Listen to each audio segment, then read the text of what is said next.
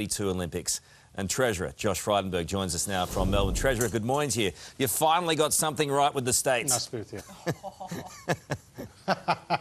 Well, I tell you what, Australia got something right with the third successful Olympic city, and it's wonderful news for the people of Brisbane, but also more importantly for the country as a whole. To host the world's biggest event is something we can all look forward to, and Aussie gold hopefully will be flowing too. You're splitting the bill as well. The Olympics have a long history of blowing out in terms of a budget. Are you on top of that? Yeah, there's good cooperation actually between the Queensland government and the federal government on the infrastructure that will be needed. I mean, we're all heavily invested in the success of this Olympic bid and obviously hosting the Olympics when it comes. And Australia has a very proud track record, one of only a handful of countries, Karl, to have had three cities that will have hosted the Olympics, and it's something we can all celebrate today in what are pretty difficult days. For sure. Let's get on to those difficult days now. The Prime Minister said yesterday he has regret for initially saying the vaccine rollout was not a race. Josh, why not just say sorry? Well, he has accepted responsibility and, most importantly, is putting in place the solutions that is required to roll out that vaccine as quickly as possible. Let's not forget that we have helped save 30,000 lives in Australia with our response to this pandemic. If we'd seen the loss of life that was on average across the OECD, more than 30,000 Australians would have lost their lives, and right now it's under 1,000.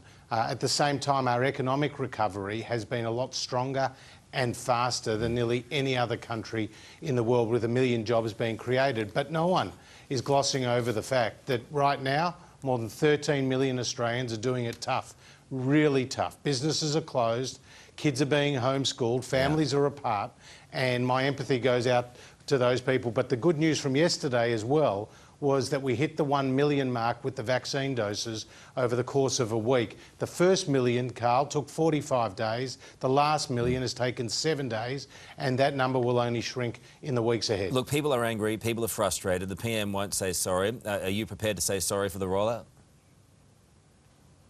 Well, we accept responsibility. That's even more important because what is key here is what takes us forward.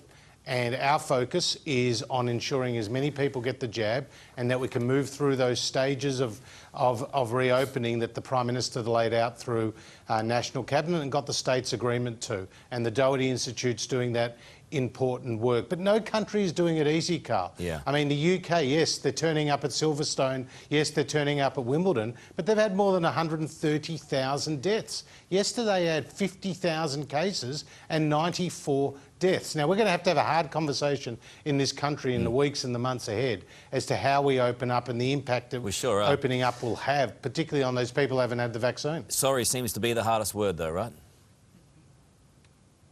Well, look, this is really difficult, this vaccine rollout. Just say it, dealing Josh. with this pandemic.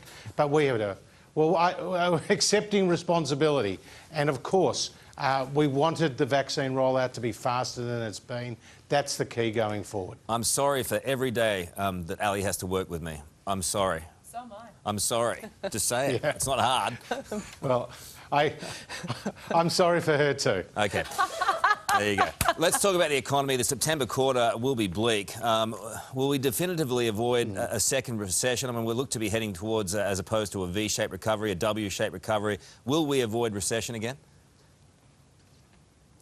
Well, we have bounced back much stronger than we initially thought, and that was that's the experience of Australia through this pandemic. So I'm confident that while the September quarter will be tough, as long as we're able to get on top of the virus, then we'll continue to see Australia's strong economic recovery. Treasury estimate that the lockdowns across these three states is costing just over $300 million a day. So it is a big hit to the economy. We will see it play out in the unemployment numbers. We will see it play out in the growth numbers. But let's not forget, ahead of any other advanced economy in the world, we've seen our employment levels get back to where they were before the pandemic. No other country, no other major advanced economy has seen that speed of rapid economic recovery. But we'll avoid a recession, right? Well, again, I'm confident we will, and I'm confident that we've got the plan to make it work. All right, Josh, good to talk to you today, and thanks for being on the show as always. Appreciate it.